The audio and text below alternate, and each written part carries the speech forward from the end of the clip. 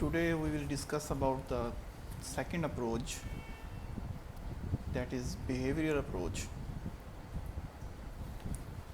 اور یہ اپوزیشن میں آئی تھی سائیکو ڈائنامک اپروچ کے، کیونکہ یہ لوگ سوچتے تھے کہ سائیکو ڈائنامک اپروچ نے ایسی چیز پہ بیس کر لیا ہے جس کو کوئی دیکھ نہیں سکتا، دیٹ از انکانشیسنیس. تو ان لوگوں نے کہا تھا کہ ہم صرف اسی چیز کو مانیں گے جو نظر آتی ہے. تو ان کا بیسک ایمفسس جو تھا وہ انوائرمنٹ پہ تھا. ان کا ماننا تھا کہ جو انوائرمنٹ ہے یہ ایک کلیدی کردار ادا کرتا ہے کسی بھی انسان کی پرسنالٹی میں، اس کی لیونگ میں، اس کی سوچ میں، اس کے رسپانس میں، اس کے ایکشنز میں. تو بیہیویئرل اپروچ میں جو پرومیننٹ نیمز آتے ہیں، سب سے پہلے نام آتا ہے جان بی واٹسن کا، اس کے بعد بی ایف اسکینر. تو جان بی واٹسن سے ہم بات شروع کریں گے. سب سے پہلے ان کی ایک تھیوری، بیسیکلی ان کا ایک ایکسپیریمنٹ تھا لٹل البرٹ کے نام سے، جو انہوں نے ایک چھوٹے بچے پر کیا تھا. اس ایکسپیریمنٹ پہ جانے سے پہلے ہم تھوڑی سی بیسک چیزیں دیکھ لیتے ہیں کہ یہ جو بیہیویئرل اپروچ ہے یہ سائیکو ڈائنامک اپروچ سے ڈیفرنٹ کیسے ہے. تو سائیکو ڈائنامک اپروچ میں ہم نے دیکھا تھا کہ جو سگمنڈ فرائڈ تھا اس نے ہر چیز کو بیس کیا ہوا تھا انکانشیسنیس پہ. ایون کہ اس نے کہا تھا کہ پرسنالٹی پہ، انسان کی پرسنالٹی پہ جو سب سے زیادہ اثر ہوتا ہے وہ انکانشیسنیس سے آتا ہے. ایون کہ جو ہم خواب دیکھتے ہیں، جو ہماری سلپ آف ٹنگ ہوتی ہے، وہ بھی انکانشیسنیس میں جو ڈیٹا ہوتا ہے وہ باہر آنے کی کوشش کرتا ہے، جس کی وجہ سے یہ سب کام انسان کے ساتھ ہوتے ہیں. تو اس نے آگے جو بھی تھیوریز وغیرہ ڈیولپ کی وہ انکانشیسنیس کو مد نظر رکھ کے اس نے ڈیولپ کی. انکانشیسنیس کے علاوہ اس نے کسی چیز پہ ریلائی نہیں کیا. ایون کہ اس نے چائلڈہڈ پہ بڑا ایمفسس کیا کہ ہماری جو پرسنالٹی ہے وہ ڈیولپ ہو جاتی ہے آلموسٹ چائلڈہڈ میں ہی، 12-13 سال کی ایج تک. کیونکہ وہ سمجھتا تھا کہ انکانشیسنیس تو پہلے دن سے لے کے انسان میں موجود ہوتی ہے نا. تو اسی بیس پہ اس نے کہا تھا کہ چائلڈہڈ جو ہے وہ ہمارا 12-13 سال کی ایج تک ہوتا ہے، تو ہماری پرسنالٹی ڈیولپ ہو جاتی ہے. اور بیہیویئرزم اس سے ڈیفرنٹ کیسے ہے؟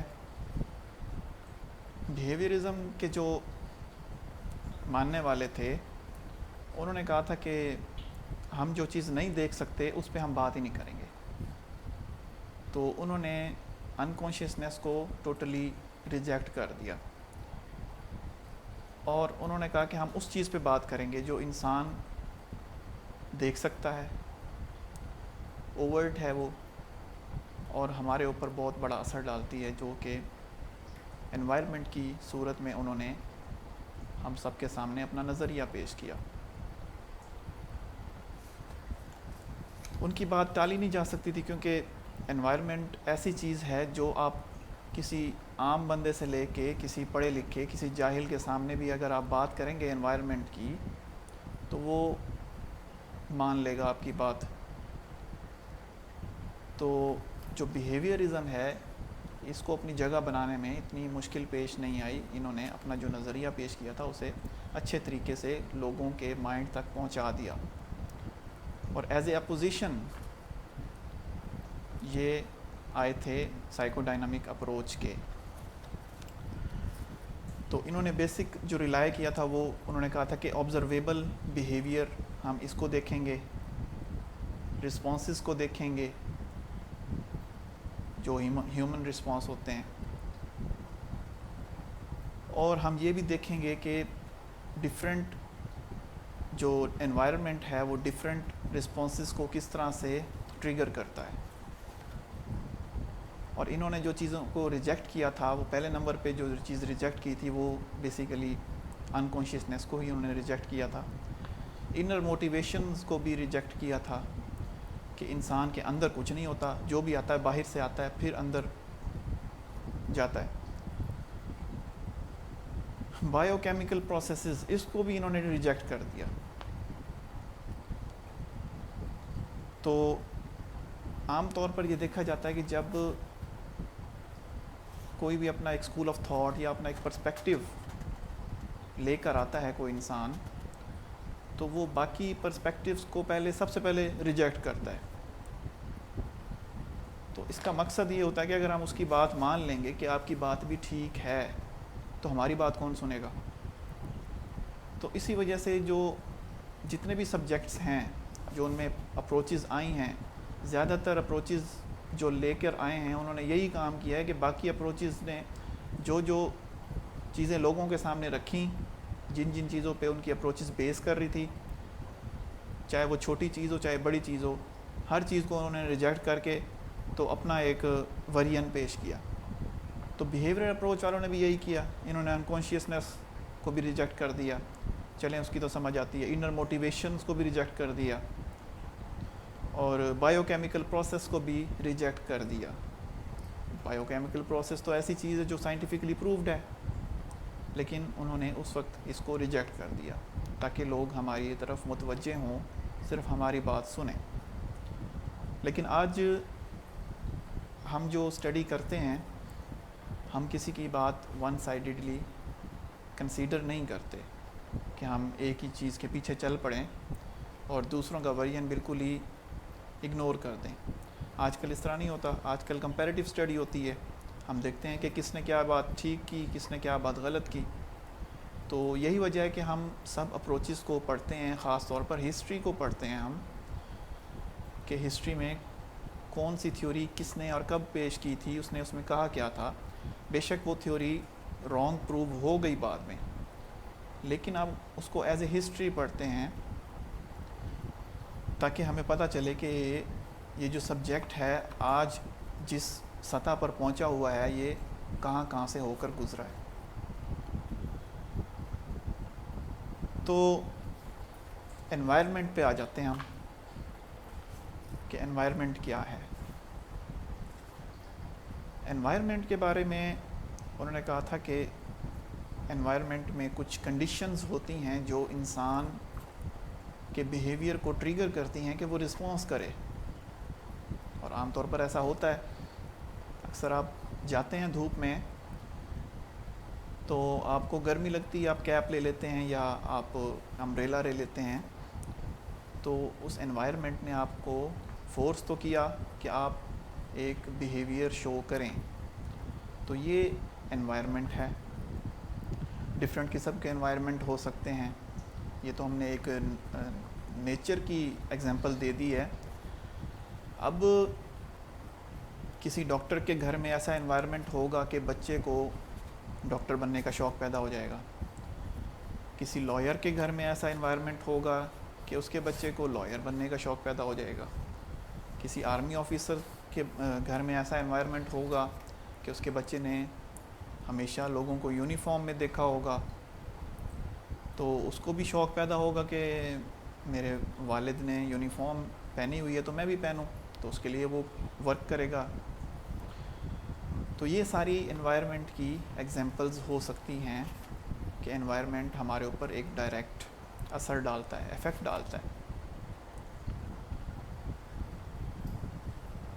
اوکے, تو یہی جو ایفیکٹ ڈالتا ہے انوائرمنٹ, اسی کی اسٹڈی کی جاتی ہے اس اپروچ میں.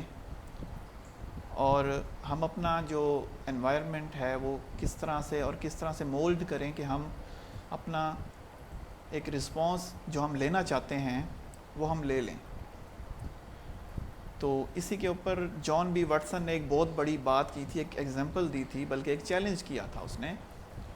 اس نے کہا تھا کہ مجھے 1 درجن چھوٹے انفینٹس لا کے دیں, چھوٹے بچے لا کے دیں جو نیو بورن ہوتے ہیں, اور مجھے میری مرضی کا ماحول دیں, ویریبلز پرووائڈ کریں, تو میں ان بچوں کو اپنی مرضی سے ڈفرینٹ بنا کے دکھاؤں گا. کسی کو میں لائر بنا دوں گا, کسی کو ڈاکٹر بنا دوں گا, کسی کو انجینئر بنا دوں گا, یہاں تک کہ کسی کو سیلز مین بنا دوں گا. اور کسی کو چور بنا دوں گا اور یہاں تک کہ کسی کو بھکاری بھی بنا دوں گا. اور وہ کہتا ہے کہ اس بات سے کوئی فرق نہیں پڑتا کہ اس کے جینز میں کیا ہے, اس کی پسند اور ناپسند کیا ہے. وہ کہتا تھا کہ بس انوائرمنٹ مجھے دیں میری مرضی کا, جیسا میں چاہوں, ویریبلز اسی طرح کے ہوں, تو میں آپ کو اپنی مرضی کے انسان بنا کے دکھا سکتا ہوں. تو یہ اس نے جو دعویٰ کیا تھا یہ اس نے انوائرمنٹ کے اوپر ہی کیا تھا کہ انوائرمنٹ جیسا ہو انسان ویسا بن جاتا ہے. اور عام طور پہ جنرلی آپ دیکھیں تو اس طرح ہوتا بھی ہے. جیسا کہ پہلے میں ایگزامپل دے چکا ہوں کہ اکثر ڈاکٹر کا بیٹا ڈاکٹر بن جاتا ہے, انجینئر کا بیٹا انجینئر بن جاتا ہے, اور آرمی آفیسرز کا بیٹا آرمی آفیسر بن جاتا ہے. یہ اس لیے ہوتا ہے کیونکہ اس کو ویسا ہی ماحول پرووائڈ کیا ہوتا ہے. وہ اگر کسی اور فیلڈ میں جانے کی کوشش کرے تو اگر تو وہ زیادہ محنتی ہے تو وہ جلا بھی جاتا ہے, لیکن اس کے اندر ایک چیز فیڈ ہو چکی ہوتی ہے, اس کا بیہیویئر ایک ڈیولپ ہو چکا ہوتا ہے.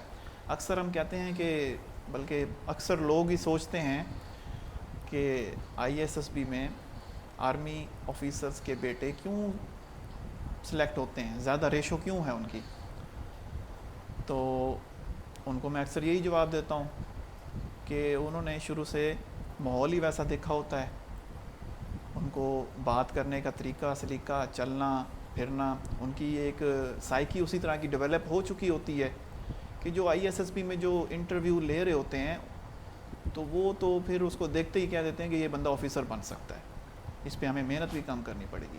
تو اس وجہ سے ان کا ریشو زیادہ ہوتا ہے. انلیس کہ ان میں کوئی بڑا ڈیفیکٹ ہو تو وہ سلیکٹ نہیں ہوتے. ایسی بات نہیں ہے کہ وہ لازمی ہی سلیکٹ ہوتے ہیں. اگر ان میں کوئی وہ بلنڈر نہ کریں, کوئی بڑا افیکٹ نہ ہو, بڑا ڈیفیکٹ نہ ہو, تو وہ سلیکٹ ہو جاتے ہیں. تو یہ تو انوائرمنٹ کی بات ہو گئی, ٹھیک ہے. تو اس میں ہم اب بیسک ٹرمینالوجیز کی طرف آتے ہیں کہ اس اپروچ میں, بیہیویئرل اپروچ میں بیسک ٹرمینالوجیز جو یوز ہوتی ہیں وہ کون کون سی ہیں. پہلی جو ہے سٹیمولس.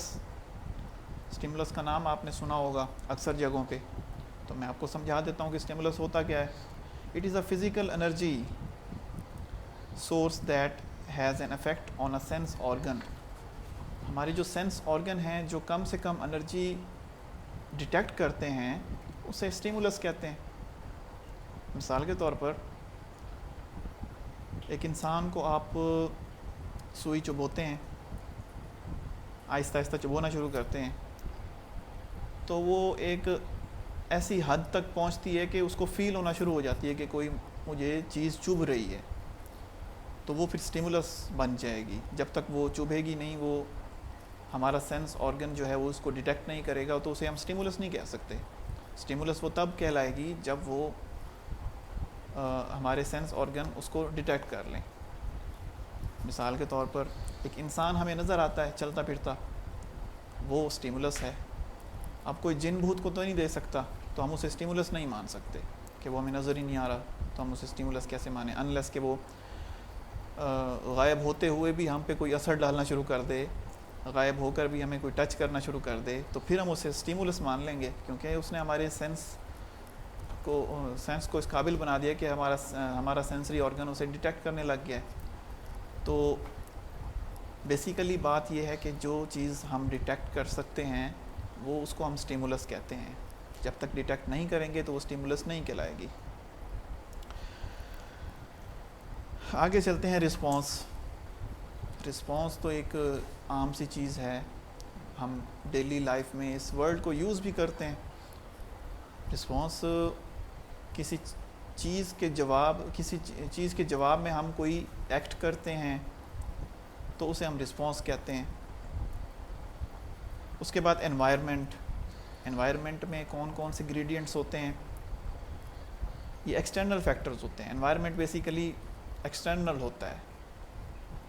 کبھی کسی نے یہ نہیں کہا کہ میرے اندر کا انوائرمنٹ خراب ہو رہا ہے یا بہت اچھا فیل ہو رہا ہے. انوائرمنٹ اندر ہوتا ہی نہیں ہے, انوائرمنٹ تو باہر کی چیز ہے, ایکسٹرنل فیکٹر ہے یہ. اس میں ویریبلز ہوتے ہیں. اب ویریبلز کس چیز کو کہتے ہیں. ویریبلز ایسی چیز ہوتی ہے کہ جس کو ہم کم یا زیادہ کر سکتے ہیں. فار ایگزامپل ہم اپنے روم میں بیٹھے ہیں, اے سی چل رہا ہے. اب اے سی کی سپیڈ جو ہے وہ لو ہے, کولنگ کم کر رہا ہے, تو ہم اس کی کولنگ کو بڑھا سکتے ہیں, گھٹا سکتے ہیں, وہ ویریبل ہے. بڑھائیں گے تو ہمیں تھوڑا سا سکون آئے گا, گھٹائیں گے تو ہم تھوڑا سا بے سکون شروع ہو جائیں گے, ہمیں پسینہ بھی آ سکتا ہے. تو یہ ویریبل ہے. اور جو روم میں ہم بیٹھے ہیں وہ انوائرمنٹ ہے, انوائرمنٹ کا ایک ویریبل ہے کہ ہم اس کی جو کولنگ ہے اس کو کم زیادہ کر رہے ہیں. اس طرح سے انوائرمنٹ میں انفلوئنس کرنے کی ایک طاقت ہوتی ہے, جس کی ایگزامپل یہی ہے کہ ہم باہر دھوپ میں نکلتے ہوئے اپنے سر پر کوئی کپڑا لے لیتے ہیں یا امبریلا لے لیتے ہیں, تو کیونکہ وہ جو انوائرمنٹ ہے وہ ہمیں انفلوئنس کر رہا ہے, افیکٹ کر رہا ہے. تو یہ انوائرمنٹ میں یہ سب چیزیں ہوتی ہیں جو ہمارا بیہیویئر جو ہے اس کو ڈیولپ کرتی ہیں. تو ہمارے جو سینسری آرگنز ہیں ان کو وہ ڈیٹیکٹیبل ہو جاتی ہیں, ڈیٹیکٹیبل ہونے کے بعد ہم ان کو انفلوئنس کرتی ہیں اور ہم پھر رسپانس شو کرتے ہیں. تو ان سب کی اسٹڈی اس اپروچ میں ہوتی ہے کہ ہم کس طرح سے ہمارے بیہیویئر کو ڈیولپ کر سکتے ہیں, سیٹنگز بدل کے, انوائرمنٹ بدل کے, ہم کس طرح سے اپنی مرضی کا رسپانس لے سکتے ہیں اور کس طرح سے ایک رسپانس کو ختم کر سکتے ہیں. تو ہم اب آ جاتے ہیں سیدھا ایک ایکسپیریمنٹ کی طرف جو جان بی واٹسن نے لٹل ایلبرٹ کے نام سے کیا تھا. لٹل ایلبرٹ نام کیوں پڑا؟ کیونکہ ایک 9 ماہ کا یا 11 ماہ کا ایک بیبی تھا جس کا نام ایلبرٹ تھا. اس کے اوپر اس نے ایک ایکسپیریمنٹ کیا تھا. اس نے ایکسپیریمنٹ بیسیکلی یہ کیا تھا کہ ہم کسی کے رسپانس کو پازیٹیو سے نیگیٹیو بھی کر سکتے ہیں اور نیگیٹیو سے پازیٹیو بھی کر سکتے ہیں. تو ایکسپیریمنٹ میں اس نے ایک بیبی لیا 11 ماہ کا, 9 ماہ کا, اس میں اختلاف ہے تو آپ کچھ بھی لکھ سکتے ہیں, 9 سے 11 ماہ, جو کہ وہ ایک وائٹ ریٹ کو بہت پسند کرتا تھا, اس کے ساتھ کھیلتا تھا. جب بھی وائٹ ریٹ اس کے سامنے آتا تھا تو وہ بہت خوش ہو جاتا تھا, اس کے ساتھ کھیلتا تھا. تو اس نے کیا کیا کہ اس کو اپنی لیب میں لے گیا, وہاں پہ اسے پہلے وائٹ ریٹ دکھایا تو وہ بڑا خوش ہوا بچہ. اس کے بعد اس نے کیا کرنا شروع کیا, جیسی وائٹ ریٹ اس کے سامنے شو کرتا تھا ساتھ ہی ایک ہتھوڑے سے ایک لوہے پہ زور سے ضرب لگاتا تھا, جس سے ایک بڑی اونچی خوفناک آواز پیدا ہوتی تھی. صاف ظاہر سی بات ہے ایک چھوٹے بچے کے لیے اس طرح کی آواز بہت خوفناک ہوتی ہے, وہ سہم کے رہ جاتا ہے کہ یہ کیا ہوا ہے,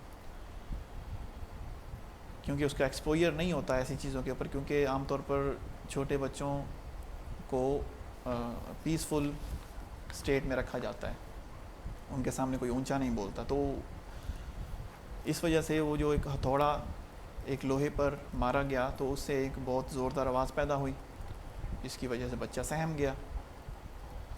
تو یہی کام وہ اس نے بار بار دہرایا کہ جیسی وہ ریٹ اس کے سامنے لے کے آتا تھا تو بچہ خوش ہونے ہی لگتا تھا کہ ساتھ ہی لوہے پہ ضرب لگا دیتا تھا ہیمر سے.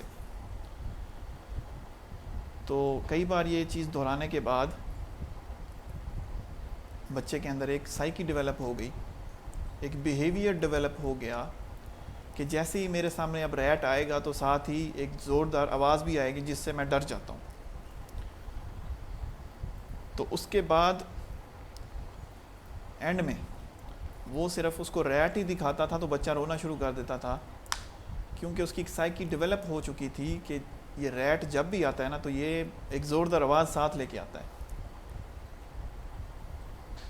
تو اس طرح اس نے پروو کیا کہ ایک پازیٹیو چیز جس کو ایک بچہ پہلے پسند کرتا تھا اس کو ہم نے اس کے سامنے اس طرح سے پیش کیا کہ اس کو اس نے ناپسند کرنا شروع کر دیا. ایون کہ وہ چیز اس کے سامنے رکھو تو وہ رونا شروع کر دیتا تھا.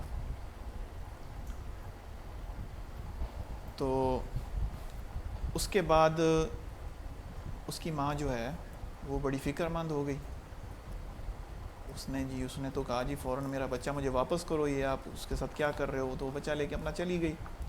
تو اس وجہ سے وہ جو اس نے اس کے بیہیویئر جو اس کا موڈیفائی کیا تھا، تو اسے وہ واپس نارمل کی طرف نہ لے کے آ سکا، اور وہ بچہ ایسے ہی لے کے چلی گئی. اور اس ڈر کی وجہ سے جو اس کے ڈر پیدا کیا تھا اس کے اندر، تو وہ جو بچہ ہے وہ کچھ ہی ہفتوں بعد مر گیا تھا. تو اس ایکسپیریمنٹ پہ بہت کرٹیسزم بھی ہوا. کرٹیسزم کیوں ہوا؟ کیونکہ ایک ان ایتھیکل سی چیز تھی کہ ایک چھوٹے بچے کو آپ نے اپنے ایک ایکسپیریمنٹ میں یوز کر لیا، اور ایکسپیریمنٹ میں یوز کیا، اور اس کی مدر کو سچائی نہیں بتائی کہ ہم کیا کرنے والے ہیں. صاف ظاہر سی بات ہے انہوں نے کڈنیپ تو نہیں کیا ہوگا، کچھ نہ کچھ تو اس کی ماں کو کہا ہوگا، لیکن سچائی نہیں بتائی ہوگی کہ اس کے کانسیکوینسز کیا ہو سکتے ہیں. تو اسی وجہ سے جب وہ ایکسپیریمنٹ ابھی ہوا تھا، آدھا ہوا تھا، یعنی کہ اس کے اندر انہوں نے ڈر پیدا کیا تھا، اس کے بعد انہوں نے اس ڈر کو ختم بھی کرنا تھا. لیکن جیسے ہی وہ آدھا ایکسپیریمنٹ ہوا، بچے کی حالت خراب ہو گئی، بچہ تھوڑا سا نارمل بیہیو کرنے لگ گیا، نارمل چیزوں کی طرف بھی. تو اس کی ماں جو ہے وہ فکر مند ہوگی، وہ اس کو لے کے چلی گئی. تو اس کا یہ نقصان ہوا کہ وہ ڈر اس کے اندر ہی رہ گیا، اور وہ بچہ جو ہے وہ مر گیا. تو اس پہ بہت کرٹیسزم ہوا تھا. اور دوسرا کرٹیسزم اس پہ یہ تھا کہ واٹسن نے خود بات کی تھی کہ جو چائلڈہڈ ہے اس کے اندر ہم بچے کو جس طرح سے بنانا چاہیں ہم بنا سکتے ہیں، اور وہ بچہ اسی طرح بن جائے گا. تو اس نے اس کے باوجود ایک چھوٹے بچے پہ ایک نیگیٹو قسم کا ایکسپیریمنٹ کیا، یہ سوچے بغیر کہ اس بچے کا بعد میں فیوچر کیا ہوگا. تو یہ ایک تنقید اس پہ ہوتی ہے.